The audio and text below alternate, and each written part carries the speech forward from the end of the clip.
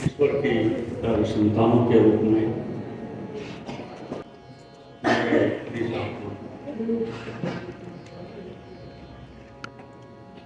उस आंतरिक अस्थिभोज करो सदा शांत है और सभी दुखों से मुक्त है।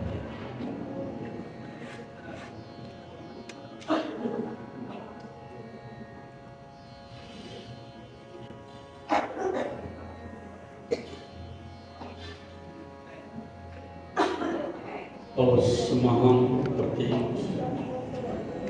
योग को धारण करो जिसके अनुगमन से कोई हानि नहीं, पूरा संसार उसका अनुगमन करता है और स्वास्थ्य, शांति और सुव्यवस्था की उपलब्धि होती है।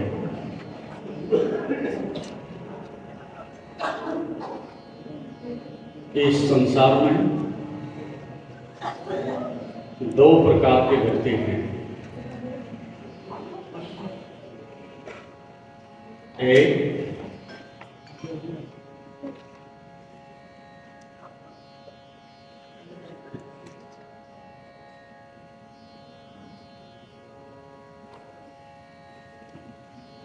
जो संकल्प के मार्ग से अपने जीवन को प्रशस्त करते हैं, आगे बढ़ाते हैं,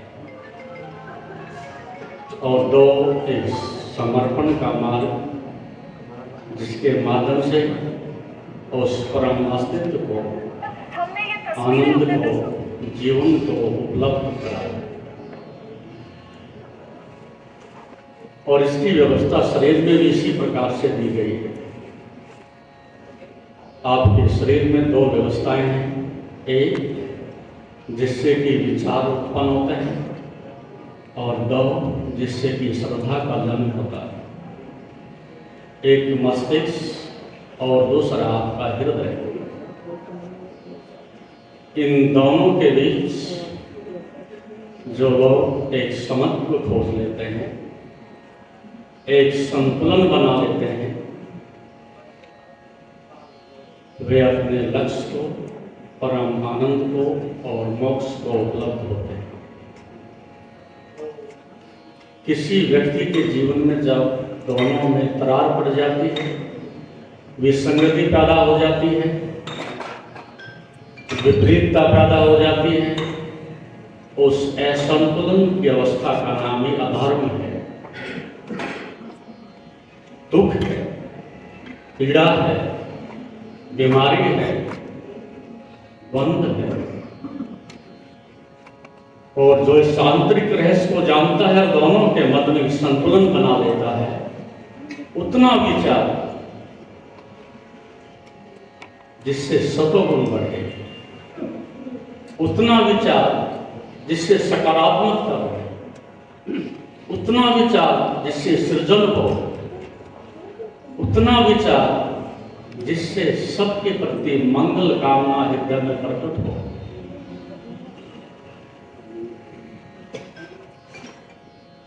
ऐसा विचार, इसको भगवान पतंजलि ने वितर्क कहा है। संप्रजात समाधि के लिए सबसे पहले वितर्क को रखा। जीवन की उन्नति के शिखर पर पहुंचने के लिए जो सकारात्मक है, विषम परिस्थिति में भी सबके प्रति सदैव है, मंगल कामना से भरा हुआ है और धन्यवाद करता है और किसी की शिकायत नहीं करता, किसी की निंदा नहीं करता। जब कोई थोड़ा सा भी उसके लिए उपकार करता है, उसका अत्यंत आभारी होता है, ऋणी होता है और 1000 गुना वापस लौटाने की चेष्टा करता है। यहाँ पर थोड़ी एक बात कहना चाहूँगा और आज शायद आपको अपने विषय में मंथन करने का, चिंतन करने का, विचार करने का अवसर मिलेगा। संसार में एक तरह के ऐसे व्यक्ति हैं, विचारधारा के अनुसार बता रहा हूं, कि अपना कितना भी विनाश हो जाए लेकिन दूसरे का विनाश करूंगा, स्वयं को कितनी भी पीड़ा हो, दुख हो, लेकिन दूसरे को नष्ट कर देगा। ये सृष्टि में सबसे निम्नतम निकृष्ट पायदान पर जीने वाला व्यक्ति है, जिससे युद्ध पैदा होते हैं, हिंसा पैदा होती है,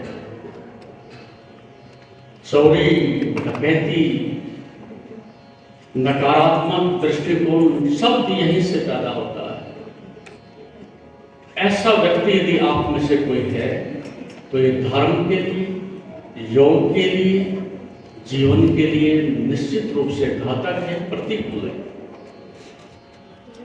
ये आप बैठे हैं, व्यक्तिगत रूप से किसी से कुछ कहा नहीं जा सकता, लेकिन यदि आप में से ऐसा कोई व्यक्ति है, इतनी घृणा करता है, इतनी नकारात्मकता रखता है, इतनी बदले की भावना रखता है कि स्वयं भले ही मिट जाऊं, मेरी संपत्ति नष्ट हो जाए, परिवार नष्ट हो जाए, लेकिन मैं पड़ोसी को, दूसरे लोगों को मिटा के रहूंगा।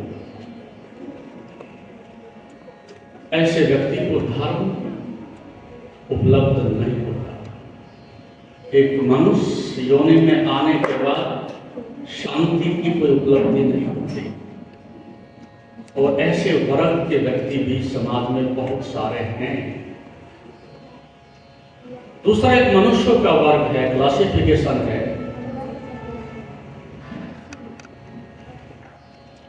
कि अपनी हानि नहीं होने दूंगा, दूसरों की हानि करने के लिए सदैव तत्पर रहता है, स्वयं को बचाता है, स्वयं की रक्षा करता है, लेकिन दूसरों को हानि पहुंचाने की कोशिश करता है। ऐसा भी मनुष्यों का बहुत बड़ा वर्ग है जो दूसरों का शोषण करता है, जो दूसरे के जीवन को नष्ट करने के लिए चारों तरफ से प्रयास करता है।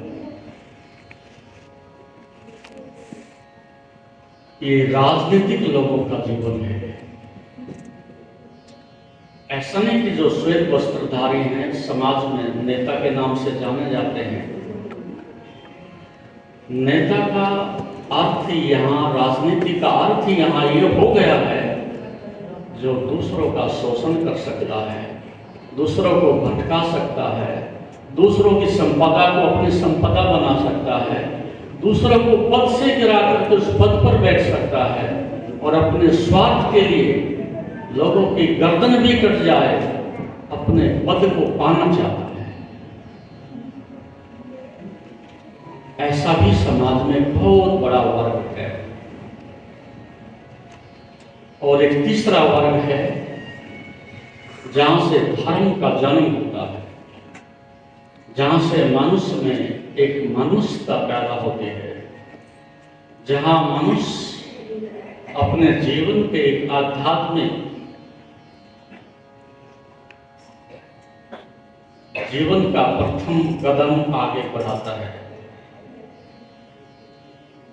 और ये बात सुनकर के शायद आप इस बात के प्रति ग्लानि से, पीड़ा से और दुख से भी भर सकते हो, लेकिन योग या सत्य या वेद इस बात की परवाह नहीं करता है।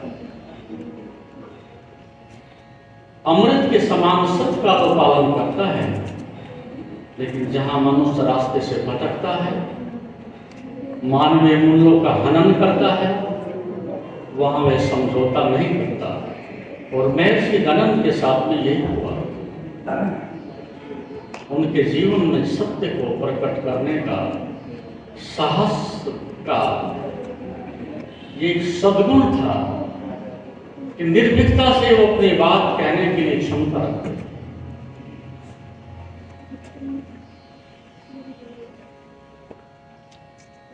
और क्षमा करने का उनसे बड़ा इतिहास में कोई उल्लेख भी नहीं मिलता।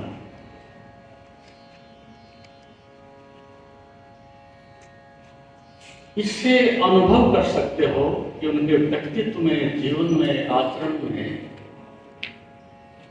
इतनी विशालता है होगी कि जो व्यक्ति जहर दे और उसको भी कहें क्षमा करो,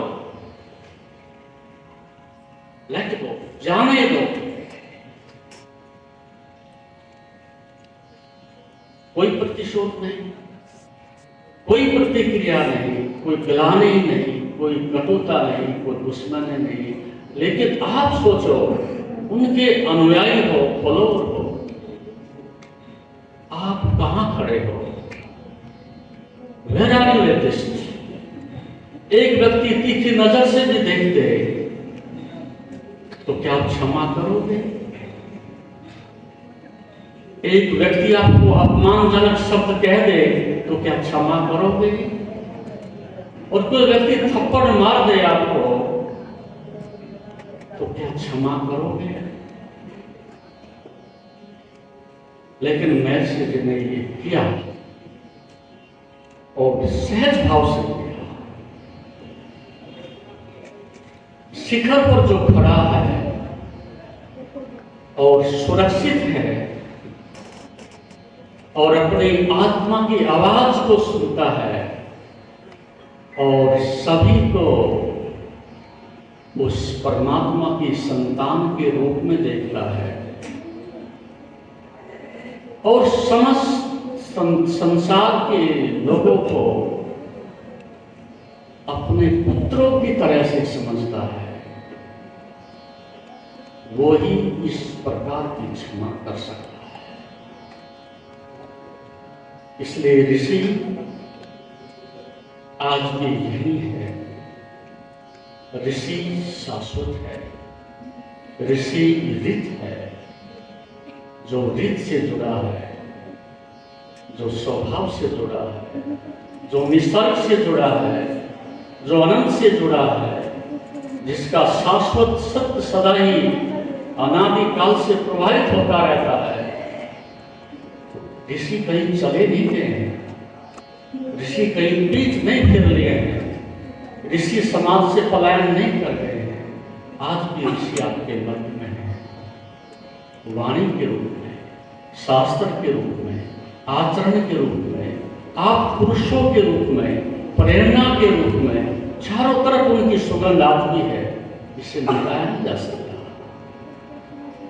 लेकिन आपकी पात्रता, आपकी योग्यता, आपका अनुभव, आपकी निष्ठा, आपकी श्रद्धा अपने हृदय में उनको आज भी जीवंत देख सकती है, अनुभव कर सकती है, उतना ही शाश्वत जैसे कि महर्षि धर्म अभी और यही प्रकट हुए हैं।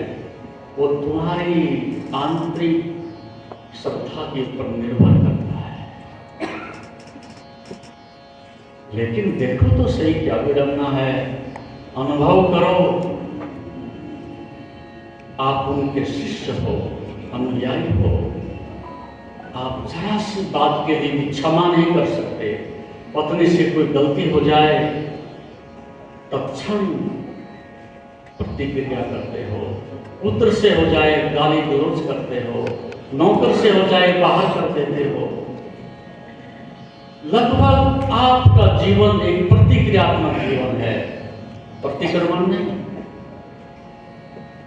वाद विवाद का जीवन है, सामंजस्य का नहीं।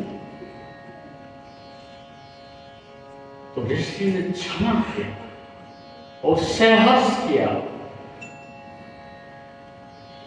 ये ऋषि ही कर सकता है, जो स्वभाव में जीता है वो वही कर सकता है। और बेटा बाप क्या कैसे भी तिरस्कार कर दे, कैसे भी गाली दे दे, लेकिन पिता क्षमा करता है। तभी क्षमा करता है, ये मेरा पुत्र ही तो है। और ऋषि तभी क्षमा करता है जो सृष्टि में सभी को अपने पुत्र के समान देखते हैं, समझते हैं, अनुभव करते हैं।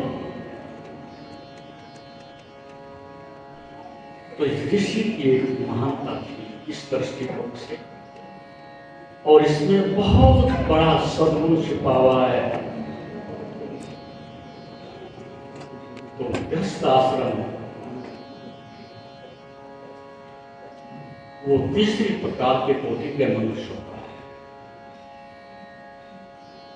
तीसरे का अर्थ है अपनी कितनी भी क्षति हो जाए लेकिन दूसरे की क्षति नहीं करूंगा। स्वयं को कितनी भी पीड़ा हो लेकिन दूसरे को बचाने की कोशिश करें। ये सदग्रस्त से आता है, लेकिन सदग्रस्त क्या हो नहीं।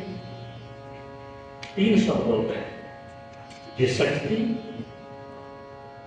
और गृहस्थी और सदग्रस्ती। आपका जो गृहस्थ में वर्तमान में देखता हूं घिसटती है, घिसट रहा है, तड़प रहा है, चलता नहीं, रेंग रहा है।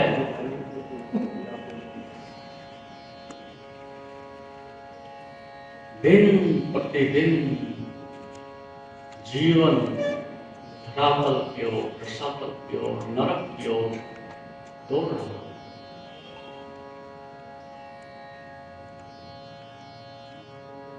घिसटने का अर्थ है ना पत्नी पति की सुनती है, ना पति पत्नी की सुनता है, ना बेटा बाप की सुनता है, ना बाप बेटे की सुनता है। किसी के साथ कोई आंतरिक सामंजस्य और तालमेल नहीं है। सब अपनी जेब और पेट भरने में लगे हुए हैं। ये घिसटती है। मेरी बात ध्यान से सुनना। संसार का बहुत बड़ा वर्ग जो जेब और पेट भरने में लगे हुए हैं, क्या वो धर्म की खोज कर सकते हैं? क्या वो योग की खोज कर सकते हैं? क्या वो सत्य की खोज कर सकते हैं? क्या वो ऋषियों के अनुयायी हो सकते हैं? क्या वो वेद की आंतरिक आत्मा को समझ सकते हैं? नहीं।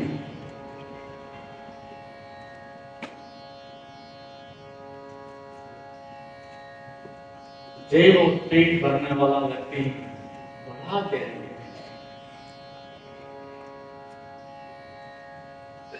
और उसके कारण ये सारी सृष्टि युद्ध स्थली बन गई है। 2 ही अवस्थाएं हैं संसार में, या तो हम युद्ध करते हैं या हम युद्ध की तैयारी करते हैं। तीसरी बात ही नहीं है। तो गृहस्थ आश्रम एक बहुत बड़ी संस्था है संसार। 99% गृहस्थी है संसार में। संसार की सबसे बड़ी संस्था है, लेकिन संस्कार ही है, स्वार्थी है, दिशाहीन है, हिंसात्मक है, अत्यंत लोभ से भरी हुई है। और जब 99% लोग पाखंडी हो जाए, धर्म विरोधी हो जाए, मनुष्यता विरोधी हो जाए, सबसे पीठ फेर ले, तो यहाँ स्वर्ग की, शांति की, धर्म की, आनंद की क्या आशा की जा सकती है? सपने देखे जा सकते हैं,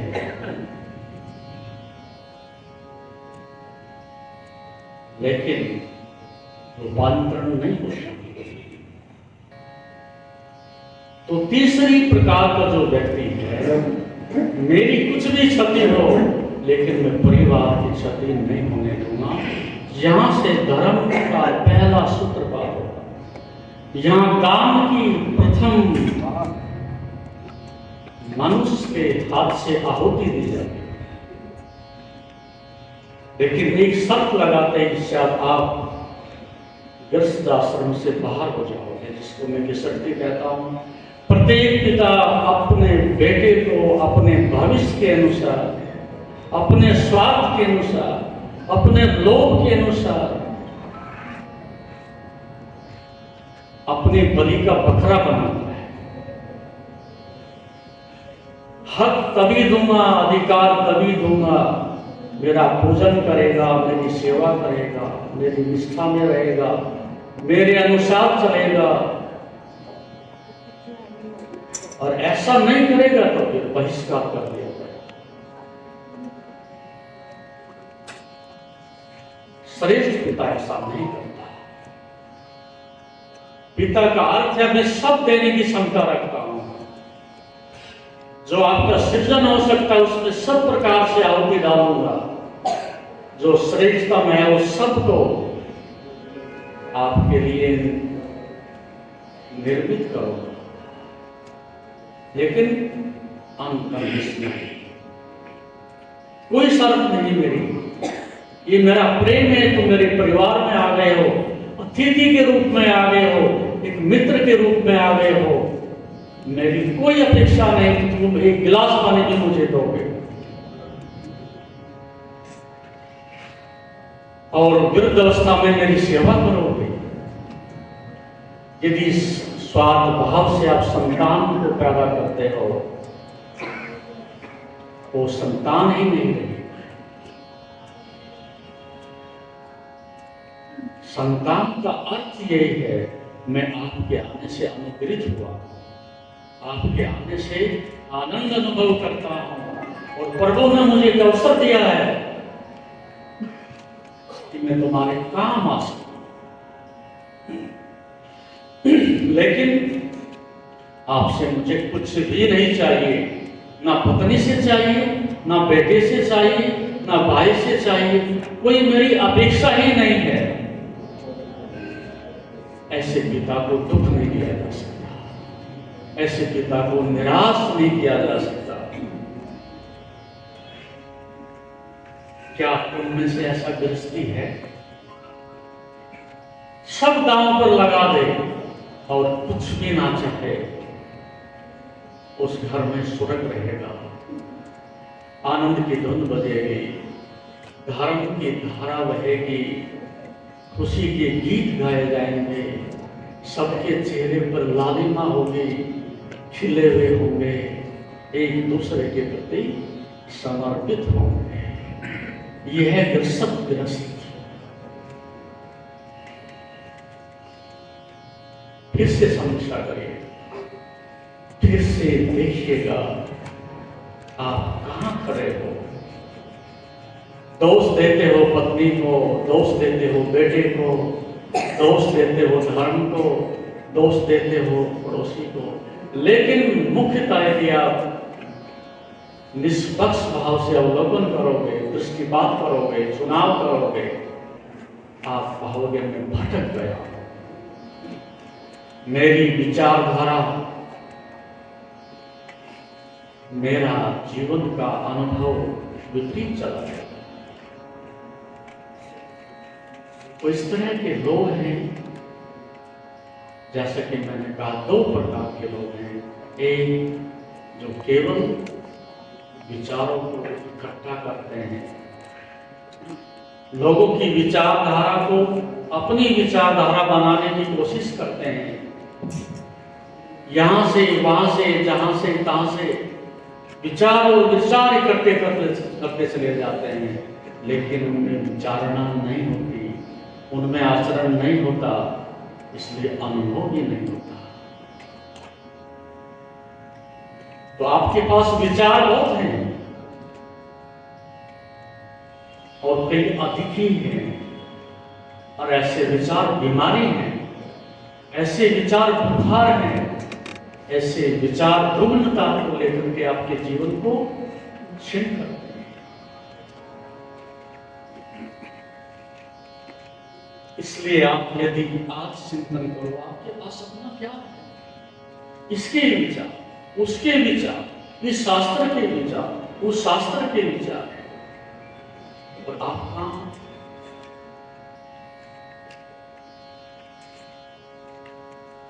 उदार जीवन, उदार विचार, उदार सम्मान जीवन का सिद्धांत नहीं करता। इसलिए योग की यही महिमा है, और योग इसीलिए अनूठा है कि मानवता को नहीं, पहले मानव को निर्मित करना है। हम कहते हैं मातृ माता से, हम भारत माता से प्रेम करते हैं, नारा लगाते हैं, अच्छा लगता है। हम भारत माता से प्रेम करते हैं, लेकिन अपने माता से बिल्कुल प्रेम नहीं करते। ये पाखंड है, ये राजनीति है।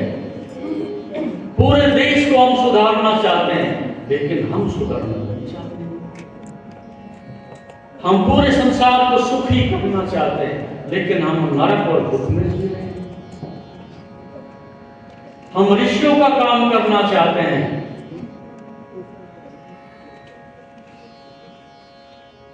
लेकिन हम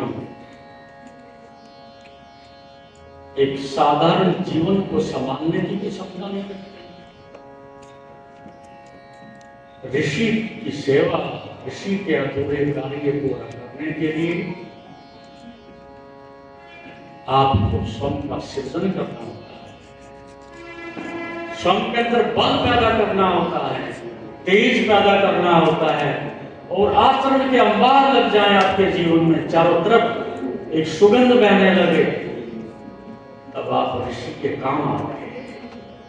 जो अपने ही काम नहीं आया, जो अपना ही नहीं हुआ, वो दूसरे का क्या हो सकता है। तो ऋषि सदैव मनुष्य पर बल देता है, इसलिए ऋग्वेद का मंत्र कहता है मनुर्भावा। ऋषि मिथ्या बात नहीं करते, कोई मिथ्या वचन नहीं बोलते। क्यों कहना पड़ा ऋषि को हजारों वर्ष पहले ये बात कि मनुष्य बल। इसका मतलब उस समय भी ऐसे लोग थे जो मैंने 2 कोटि के लोग पहले गिनाए, विनाश करते हैं, नकारात्मक दृष्टिकोण रखते हैं, हिंसा करते हैं। ऋषि को कहना पड़ा अरे पहले तुम मनुष्य बनो, फिर मनुष्यता आएगी। पहले धार्मिक बनो और फिर धर्म की गंगा बहेगी, और पहले योगत्व को उपलब्ध हो जाओ, फिर संसार में योग बहेगा।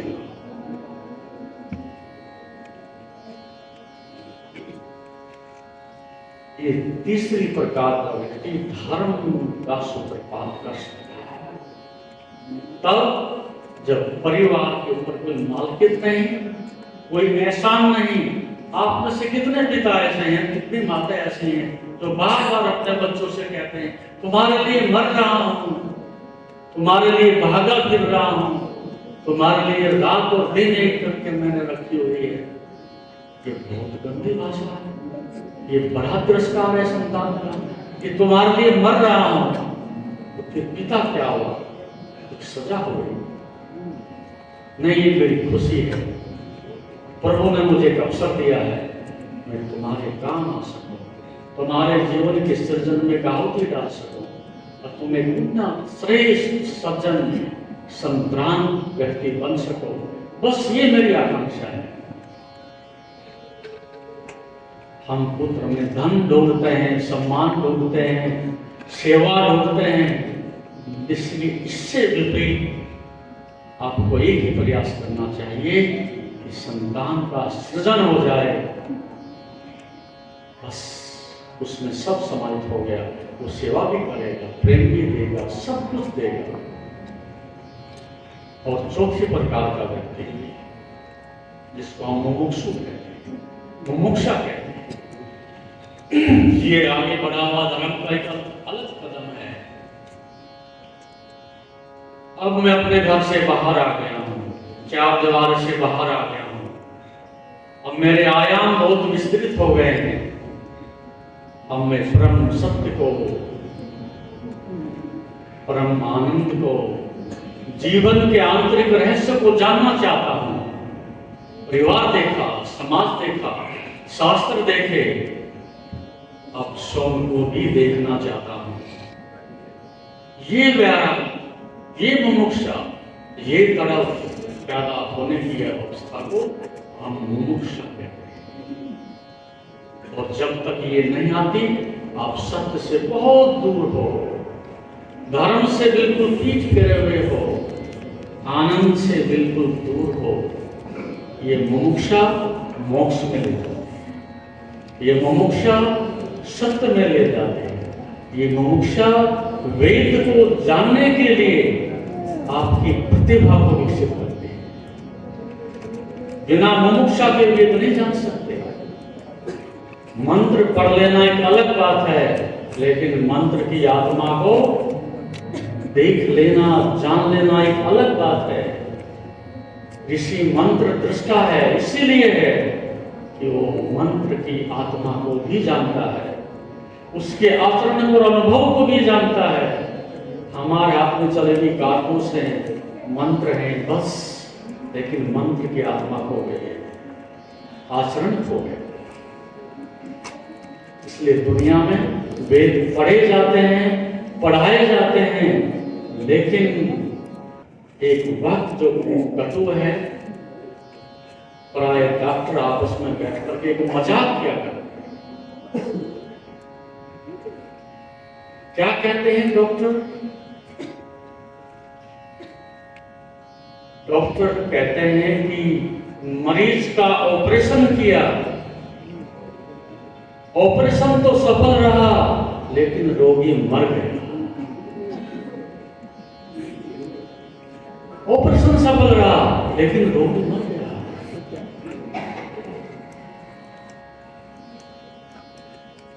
ये वाक्य बहुत गहराई में दूसरा इशारा करता है। वेद तो मैंने सब पढ़ लिए, लेकिन जीवन में वेदता नहीं आई। वेदना बनी हुई है और वेद पढ़ लिए, तो किसके वेद पढ़े हम? ये अनूठा शब्द है और व्याकरण की भाषा में दोहरे अर्थ रखता है। वेदना वेद से आया हुआ शब्द है। वेदना का अर्थ है दुख और वेद का अर्थ है आनंद।